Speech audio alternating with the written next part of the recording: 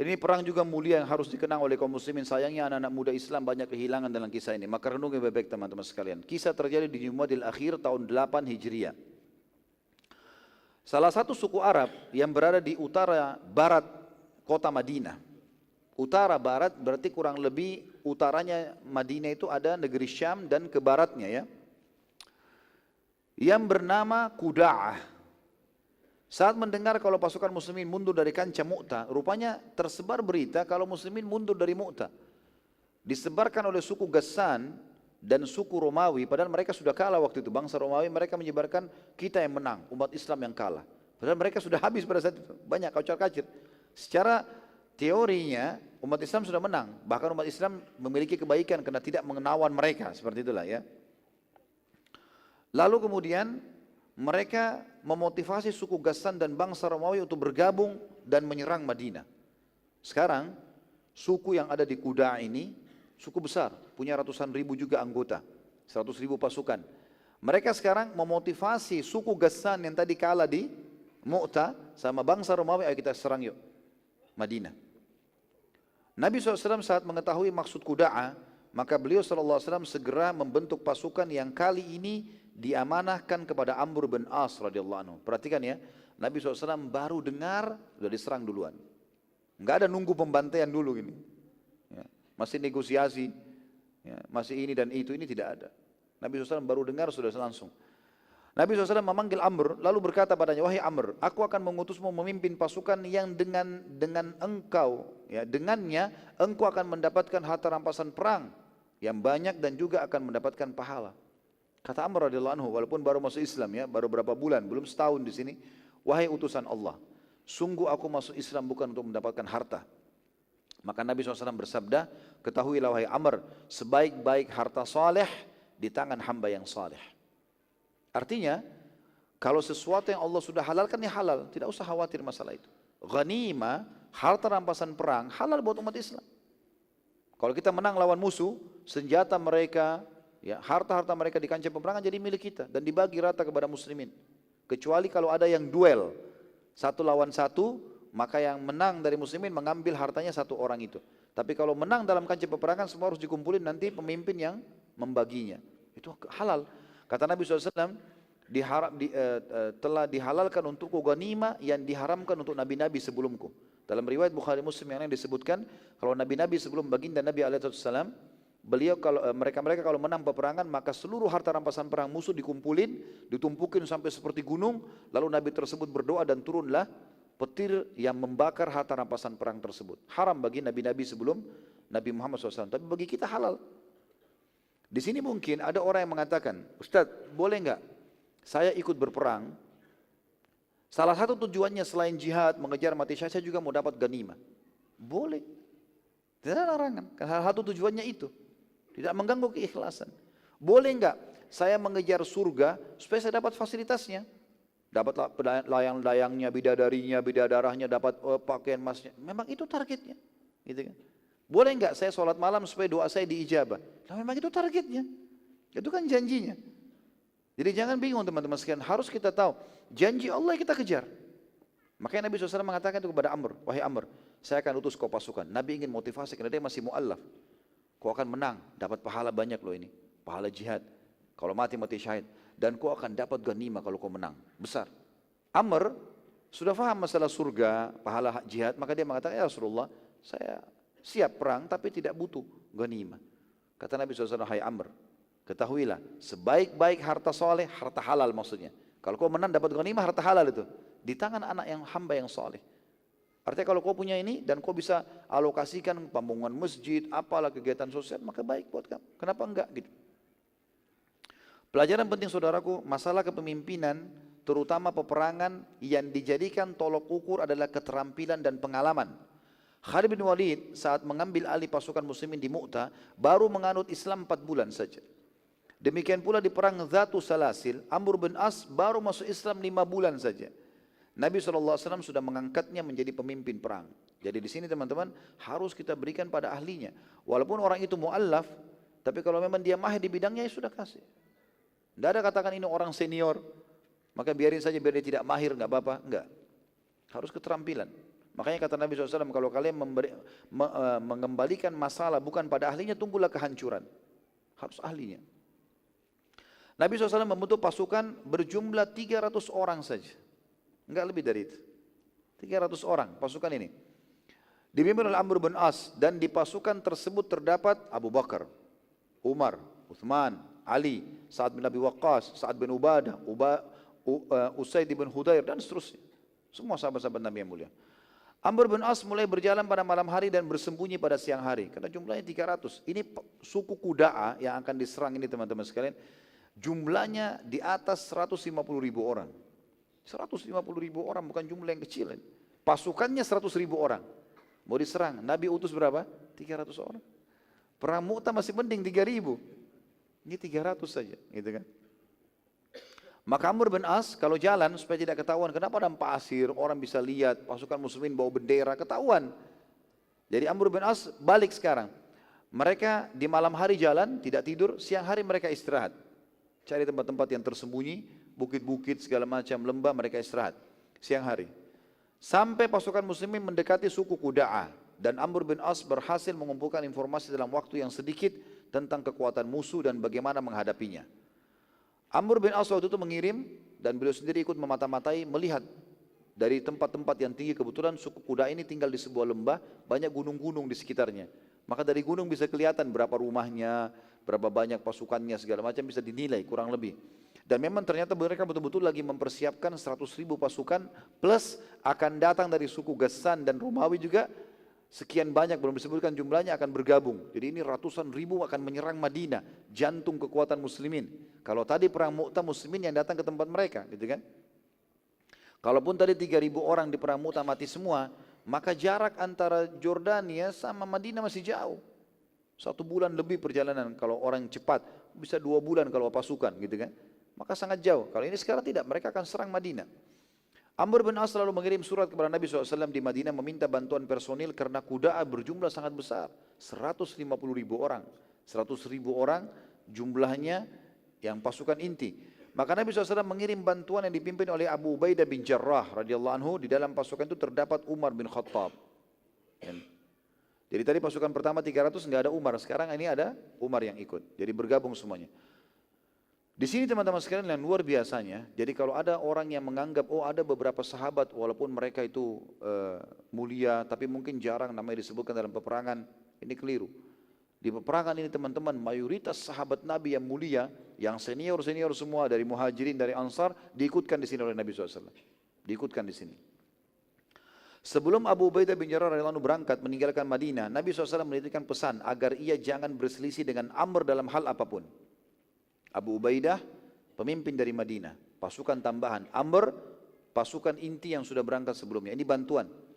Maka kata Nabi SAW, hai Abu Ubaidah, jangan kau berselisih dengan Amr. Kau pemimpin, dia pemimpin, tapi jangan berselisih. Tetap dia pemimpin inti. Saat kedua pasukan bertemu dan tiba waktu sholat, Abu Ubaidah ingin jadi imam. Maka Amr mendatanginya dan berkata, wahai Abu Ubaidah, engkau adalah pasukan tambahan untuk memperkuat pasukan inti bersamaku. Maka aku adalah pemimpin kalian.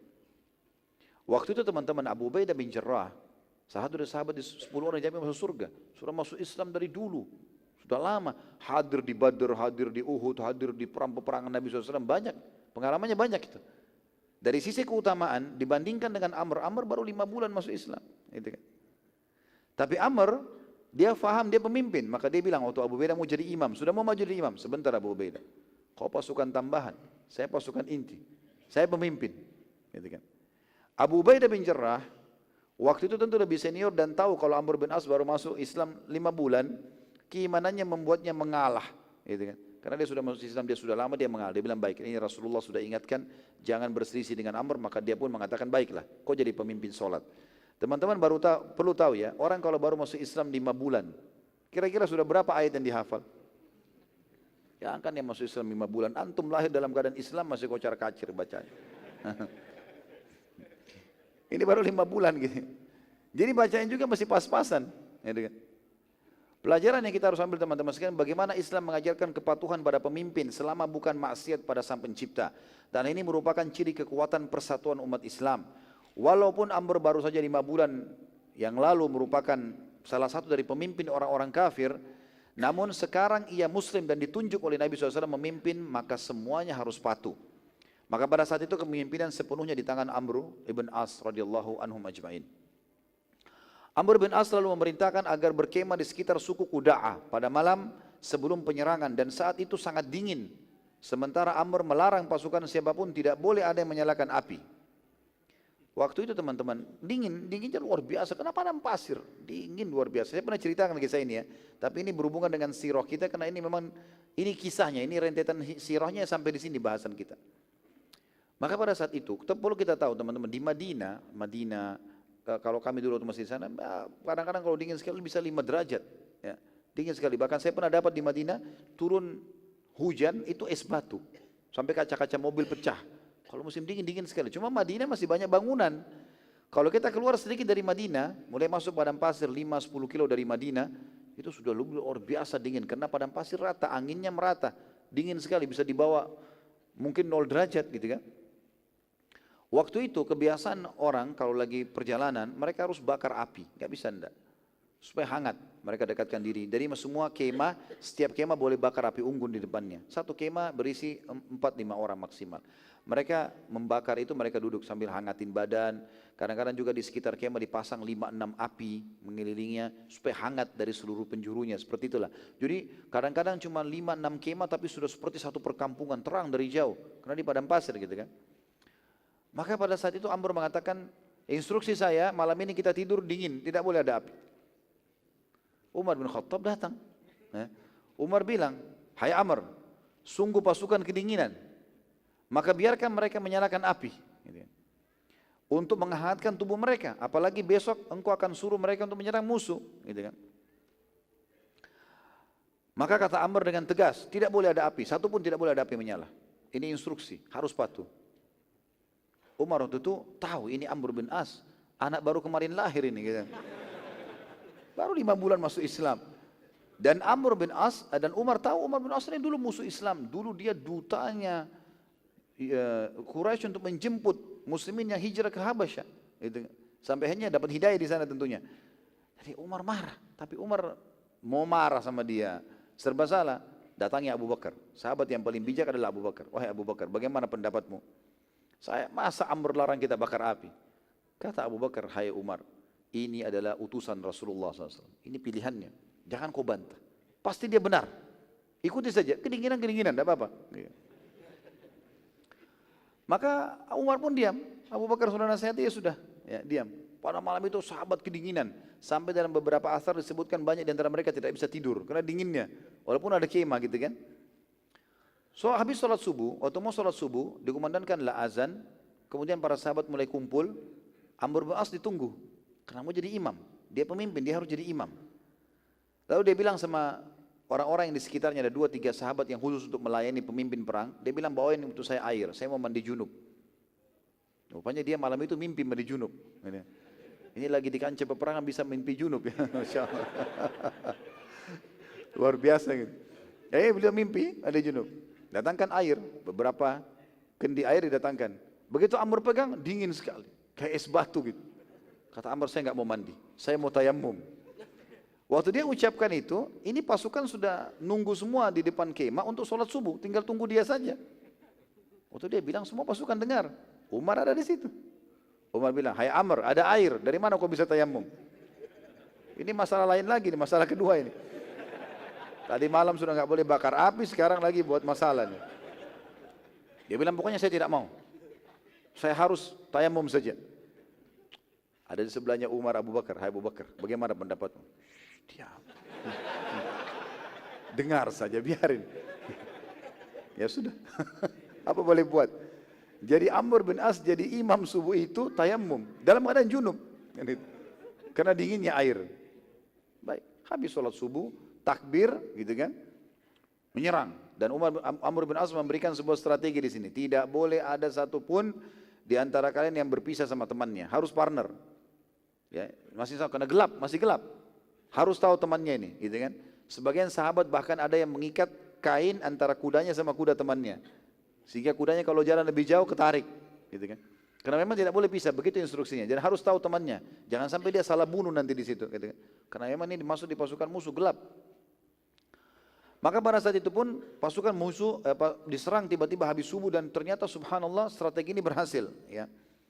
Bagaimana pasukan muslimin berhasil mengalahkan mereka dan pasukan Kuda'a yang sudah 100.000 pun pada saat itu mereka lagi berlalai-lalai. Dan ternyata dengan hikmah Allah di malam itu karena musim dingin mereka mabuk-mabukan. Mereka mabuk-mabukan, mereka minum khamr, pesta-pesta segala macam. Karena mereka anggap mereka akan menang, 100.000 pasukan akan menyerang Madinah. Dan seterusnya lah, mereka berfoya. Jadi banyak yang teler, mabuk. Dengan cara itu subhanallah Allah SWT buat mereka begitu, maka pasukan muslimin berhasil menyerang.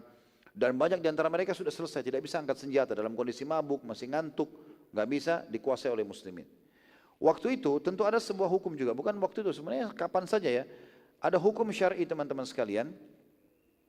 Kalau kita menang, kita boleh menangkap musuh sebanyak mungkin. Tawan aja, tangkap ini misalnya kalau sekarang di borgol atau diikat, dijatuhkan misalnya di tanah atau diikat di mana, tangkap 2-3 orang. Berapa orang kita tangkap itu menjadi hamba sahaya. Masing-masing orang kalau tangkap gitu kan. Maka ditangkap orang-orang itu biasanya begitu. Atau ditangkap, dikumpulin nanti dibagi kepada pasukan muslimin. Tergantung keadaan pemimpin, keputusan pemimpin pada saat itu. Waktu itu pasukan muslimin sudah menang. Maka Amr bin As melakukan instruksi. Sudah nggak usah kejar yang sudah lepas. Lari-lari suku kuda ini pada kocar kacir. Yang ada saja. Umar datang lagi. Hai Amr, hukum dari mana ini? Rasulullah SAW bolehkan kita menangkap tawanan. Pokoknya instruksi saya nggak boleh. Jangan. Cukup. Sekarang ini ghanimah yang sudah ada, bawa pulang ke Madinah. Udah, pulang ke Madinah. Ini dalam kondisi betul-betul Umar ini sangat jengkel.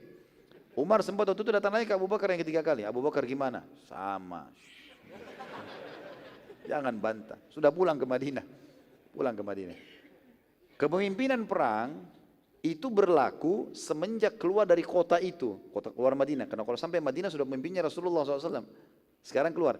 Begitu masuk pintu gerbang Madinah, Umar sudah tahu ini sudah lepas pemimpinnya. Tidak ada lagi Amr nih. Sudah selesai ceritanya. Dulu waktu di situ. Umar lebih dulu ke masjid. Begitu tiba di masjid, sudah pelukan sama Nabi SAW, salaman ya Rasulullah, ada kejadian nih. Bukan Umar cerita tentang menangnya peperangan. Amr nih buat masalah. Yang pertama, kita kedinginan tidak boleh bakar api. Ini gimana caranya? Sampai pasukan ada tidak tidur. Yang kedua, dia junub. Ada air, nggak mau mandi. Tayamum dan mengimami kami sholat dalam keadaan junub. Ini masalah lain. Yang ketiga Rasulullah, kami tidak boleh nangkap-nangkapin musuh. Ghanimah yang sudah disuruh bawa pulang saja. Pas selesai Umar sampaikan, pasukannya Amr tiba. Masuk, turun, melaporkan tentang kemenangan. Setelah sampaikan kemenangan, ini ghanimahnya ya Rasulullah segala macam. Umar lagi nunggu nih, Nabi bagaimana menghakimi Amr. Lalu Nabi SAW bilang, duduklah ya pasukan, duduk semua. Amr suruh duduk, Umar di sebelahnya. Kata Rasulullah, hai Amr, sudah sampai keluhan saya, keluhan kalian dari Umar. Apa jawabanmu sekarang? Kenapa kamu larang pasukan untuk bakar api malam-malam? Kenapa kamu tidak mandi pakai air sementara ada air dan kamu junub? Dan kenapa kamu larang mereka menangkap tawanan-tawanan perang? Kata Amr, ya Rasulullah, kalau masalah pertama, jumlah kita 300 melawan 150.000 orang ini. Ini bukan main-main, jumlahnya besar. Kalau malam itu kita nyalakan api dan suku Kuda'a tahu, maka habislah kita. 100.000 orang, mereka bisa membunuh kita sebentar kalau cuma 300. Tapi dengan cara seperti itu, kita kedinginan sedikit tapi mereka tidak tahu kita ada, pagi-pagi kita serang berhasil menang. Kata Nabi SAW, engkau benar. Umar jadi diam karena tahu ini benar. Yang kedua, kenapa kau mandi junub? Kenapa dengan tayamum tidak mandi junub? Ya Rasulullah, dingin. Saking dinginnya sampai waktu saya sentuh seperti es. Saya kalau mandi, ya, kemudian saya mati atau saya sakit, tidak bisa pimpin perang. Sementara saya harus nyerang subuh. Dan Anda tidak menunjuk orang pengganti saya kalau saya mati. Kan biasanya Nabi tunjuk, ya tadi pramuta kan, kamu kalau mati diganti fulan. Ini enggak ada. Berarti dia pemimpin tunggal di sini. Gitu kan? Maka kata Nabi, kata dia, ya Rasulullah, saya daripada sakit, saya tayamum, walaupun ada air. Kata Nabi SAW, kau benar. Umar diam lagi, yang kedua kali. Lalu yang ketiga, kenapa kau tahan tawanan? Ya Rasulullah, 300 orang, lawan 100.000 orang lebih.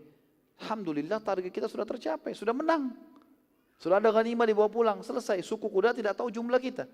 Kalau dia tahu, mereka tahu jumlah kita. Kalau pada saat kita kocar-kacir, ngejar-ngejar orang, mereka bisa bentuk pasukan baru, melawan kita. Sekarang Alhamdulillah sudah menang. Kata Nabi SAW, engkau benar. Yang ketiga kali. Maka Umar pun akhirnya menerima hukum tersebut. Jadi emang teman-teman sekalian, ini hukum syar'i subhanallah. Allah SWT mudahkan buat kita. Ya. Kalau ada betul-betul orang dalam kondisi begini, betul-betul memang dingin sekali. Bukan seperti sekarang tentunya. Sekarang bisa pakai air panas, atau dalam kota, berbeda hanya hujan sedikit. Jangan jadikan ini sebagai hujah ya.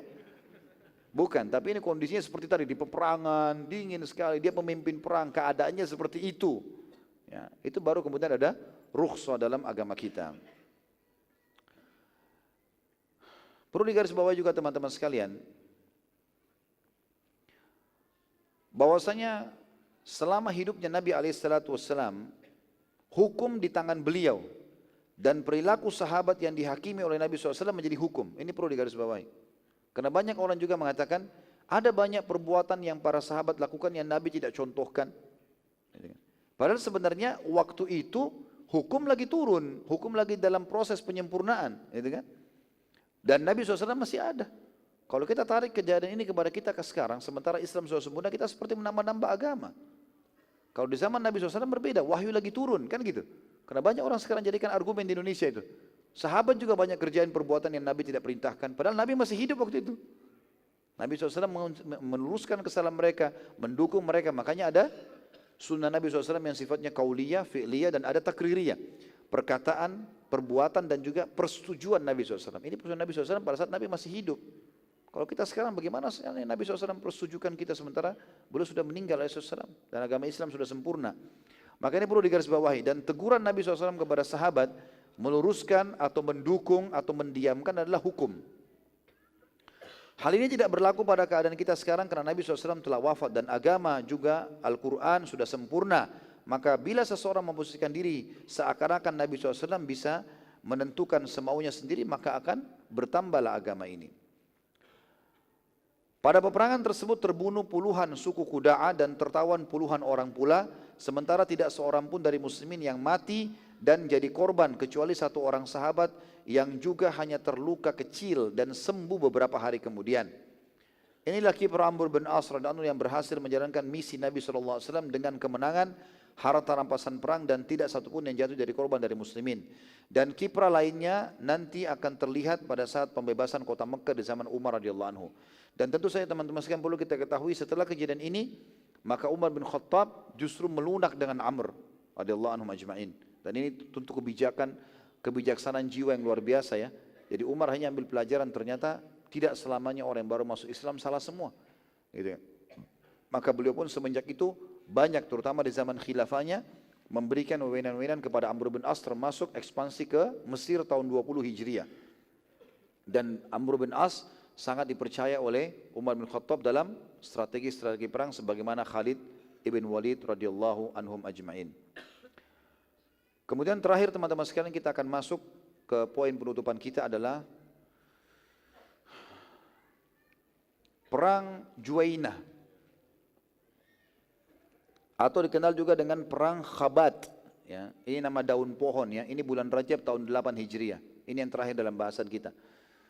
Tentu tadi Zatu Salasil itu juga teman-teman sekalian, ada sebagian riwayat yang menyebutkan kalau pasukan musuh waktu itu sempat berencana atau bahkan sudah melakukan, mereka sudah membuat rantai-rantai, kemudian mereka mengikat tangan satu sama yang lain supaya tidak lari dari kancah peperangan. Sebagian ahli sejarah mengatakan ini terjadi di perang Mu'tah.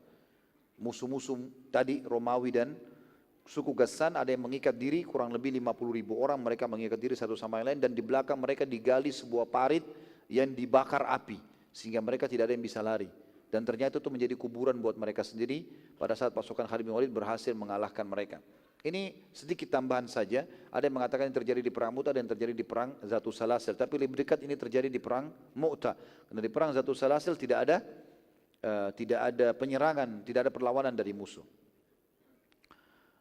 Nabi SAW mengutus Abu Ubaidah bin Jarrah radhiyallahu anhu pada saat sudah kembali ke Madinah tadi dari perang Zatu Salasil di bulan Rajab tahun 8 Hijriah dengan jumlah 300 personil lagi, dan di dalam pasukan juga termasuk Umar bin Khattab radhiyallahu anhu ajma'in.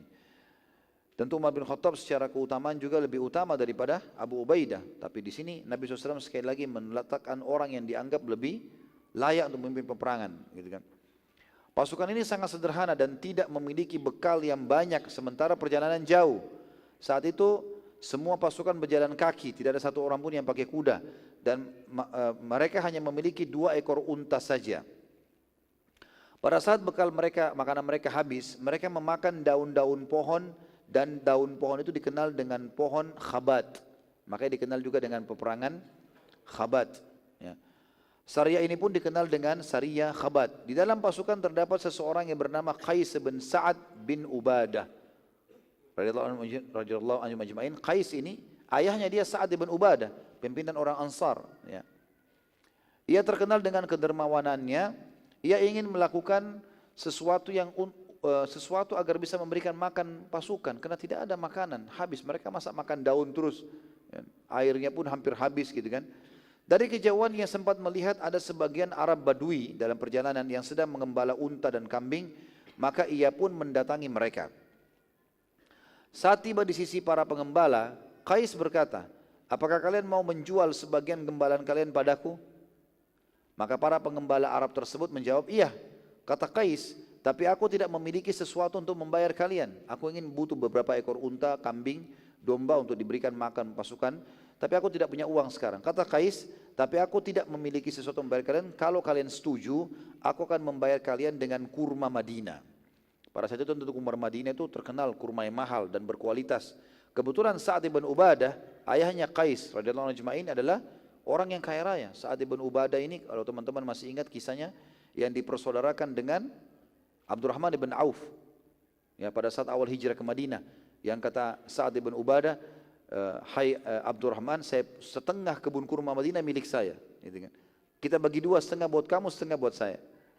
Dan ada 2 orang istri saya, lihat salah satunya yang mana kau cocok, saya ceraikan, setelah masa iddah kau boleh nikahi. Dia terkenal dengan kekayaannya radhiyallahu anhu. Maka Qais ini dikenal, satu jazirah Arab kenal kalau kurma Madinah, ya, yang paling kaya terkenal Sa'ad bin Ubadah. Ini anaknya Qais. Qais bilang, saya akan bayar kalian nanti dari kurma dari kebun ayah saya. Dari kebun ayah saya. Para pengembala bilang, apa jaminannya kalau engkau akan membayar dengan kurma Madinah? Kata Qais, aku Qais bin Sa'ad bin Ubadah. Aku anaknya Sa'ad. Dan Sa'ad dikenal. Para pengembala lalu berkata, engkau telah menggunakan nasabmu sebagai jaminan, maka ambillah. Orang-orang Arab dulu menghormati nasab. Ya. Dia sudah bawa nama ayahmu. Ayahmu terkenal. Kami akan tagih nanti. Kau sudah jual nasabmu sebagai jaminan. Maka silakan ambil. Berapa unta, kambing kamu mau silakan. Qais lalu mendatangkan beberapa saksi dari sahabat, diantaranya Umar bin Khattab. Dia minta, hai Umar, datanglah bersaksi. Kalau aku betul-betul anaknya Sa'ad. Supaya kita bisa ambil beberapa unta dan kambing untuk berikan makan pasukan. Namun Umar sempat berkata kepada para pengembala, jangan kalian menjual gembala kalian kepada Qais. Karena ia pribadi yang miskin. Orang ini bukan orang kaya, ayahnya yang kaya. Sementara pemilik harta adalah ayahnya. Para pengembala karena mengenal Qais dan Sa'ad, mereka menjawab, mustahil orang seperti Sa'ad tidak membayar untuk anaknya. Maka terjadilah transaksi jatuh tempo pada saat itu. Ya. Jadi boleh ngambil, bayarnya nanti. Ya. Setiap hari, sampai hari ketiga, Qais terus menyembeli setiap hari seekor unta. Setelah 3 hari Umar penasaran dan melaporkan pada Abu Ubaidah bin Jarrah kalau Qais tidak menggunakan hartanya membeli unta tersebut dan membeli dengan harta ayahnya, tapi belum izin dari ayahnya. Maka Abu Ubaidah pun akhirnya melarang Qais melanjutkan niatnya. Ya. Jadi ternyata di sini Qais sudah mengambil berapa ekor dan sudah 3 hari berjalan, tapi waktu itu Abu Ubaidah belum faham. Karena ini transaksi antara Qais dengan beberapa pengembala kambing dan cuma beberapa orang yang saksikan. Umar pun melihat karena orang-orang Arab itu mau kasih, didiamkan. Tapi setelah 3 hari penasaran secara hukum, halal gak ini? Maka Abu Ubaidah pun melarang, tidak boleh lagi hai Qais, cukup sampai hari ini. Makanan yang ada, makan daun, makan apa terserah, gak ada masalah. Karena kehabisan makanan maka pasukan sempat kelaparan. Pada saat itu Allah yang Maha Suci memberi mereka seekor ikan yang sangat besar, ikan paus ya. Dan ini riwayat yang sangat luar biasa teman-teman sekalian. Dari kejauhan waktu itu pasukan sudah sangat kelaparan, berjalan sudah mereka. Sempat 2 hari, 3 hari pertama makan unta terus. Ya. Setelah itu 2 hari perjalanan, ya ini perjalanan ke tempat peperangan ini sebenarnya kurang lebih sekitar 10 hari sampai 12 hari. Mereka sudah sekarang 2 hari pertama perjalanan mereka makan daun, 3 hari makan unta, 2 hari lagi nggak ada lagi makanan, cuma makan daun, kembali kelaparan. Maka dengan hikmah Allah SWT dari kejauhan pasukan semuanya menyaksikan kehitaman yang sangat besar. Kebetulan mereka berada di dekat Laut Merah. Karena besarnya sampai seakan-akan dia adalah gunung, sebuah gunung yang besar. Saat mendekat mereka kaget, ternyata mereka melihat seekor ikan paus yang besar terdampar. Maka para sahabat pun berkemah di sekitarnya selama sebulan. Di dekat ikan itu, saking besarnya ikan itu mereka berkemah di situ sambil makan, sambil mengatur strategi menyerang. Dan dari tempat itulah mereka membentuk pasukan untuk menyerang Juwainah dan berhasil menang. Abu Ubaidah radhiyallahu anhu ingin mengukur besarnya ikan itu, ikan paus tersebut, maka ia memerintahkan agar 5 orang sahabat memasuki lubang matanya ikan itu. Dan mereka masih terlihat kecil. Bayangkan teman-teman ya, lubang matanya ikan itu saja, 5 laki-laki masuk ke dalamnya pasukan muslimin, itu masih kelihatan kecil, masih seperti titik-titik kecil karena besarnya lingkaran matanya. Bagaimana badannya ikan itu? Saking besarnya. Abu Ubaidah radhiyallahu anhu juga penyuruh agar prajurit yang tertinggi postur tubuhnya, kebetulan waktu itu adalah Qais, ya. Dan Qais ini mengalahkan sedikit tingginya Umar bin Khattab, padahal Umar bin Khattab sudah tinggi sekali. Umar bin Khattab kalau dulu di atas kuda kakinya sampai di tanah. Ya. Maka bagaimana dengan Qais? Qais lebih tinggi lagi. Ya. Maka Qais disuruh oleh Sa'ad untuk melewati turang rusuknya ikan itu, untanya disuruh berdiri, untanya berdiri lalu dia berdiri di atas untanya. Sambil berusaha untuk menjamah tulang rusuk tersebut, ternyata juga belum bisa memegangnya. Unta saja sudah 2 meteran tingginya, tambah ini juga 2 meter sekian, berarti sudah 4 meter, belum bisa menjangkau tulang rusuknya ikan itu, saking besarnya.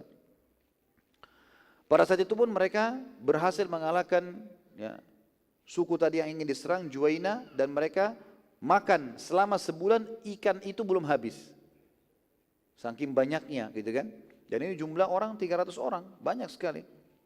Pada saat mereka pulang ke Madinah, mereka sempat membawa beberapa potong daging ikan tersebut. Mereka mengantonginya, membawanya, biasanya daging supaya tidak rusak kan dijemur ya. Maka mereka memotongnya lalu menjemur, apalagi memang ikan ini dasarnya terjemur dengan matahari. Maka tidak rusak, seperti itulah. Makanya Nabi SAW mengatakan tentang air, laut dan sungai serta hewan bangkainya pun halal. Ya. Waktu ditanya Nabi SAW tentang lautan dan sungai, beliau mengatakan suci airnya dan halal bangkainya. Karena memang ya mereka kena air, apalagi kalau ada air asin ya, kemudian keluar juga tergantung kena tergeletak di tanah, kemudian kena matahari, jadi seperti sudah dijemur, maka tidak rusak. Ini terbukti teman-teman sekalian. Sebulan penuh mereka duduk situ untuk mengatur strategi perang Juwainah dan berhasil menang. Kemudian mereka juga pulang ke Madinah, perjalanan jauh 12-15 hari. Daging itu tidak rusak.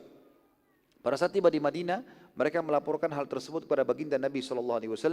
Maka Nabi SAW pun tersenyum sambil mengatakan, apakah ada bagian dari daging itu yang kalian bawa? Maka mereka mengatakan, iya ya Rasulullah. Kata Nabi SAW, kalau begitu berilah kepada kami. Lalu Nabi SAW ikut memakannya. Dan ini menandakan juga berarti itu adalah salah satu karunia yang Allah SWT berikan kepada kaum muslimin. Juga sebagai penutup teman-teman sekalian, dari sini keluar sebuah hukum. Karena waktu pulang ke Madinah sempat juga ditanyakan kepada Nabi SAW tentang perilaku Qais. Karena mereka sudah terlanjur makan. Maka Nabi SAW membolehkan kalau seandainya memang sudah ada akad jelas. Gitu kan. Artinya akad jelas di sini adalah memang ada saksi dan akan dibayar gitu kan. Dan sudah pasti ada harta, bukan tidak ada. Terlebih lagi memang si anak sama ayah punya hubungan, ayah sama anak. Atau ayah, atau baik itu anak ke ayah atau ayah kepada anaknya.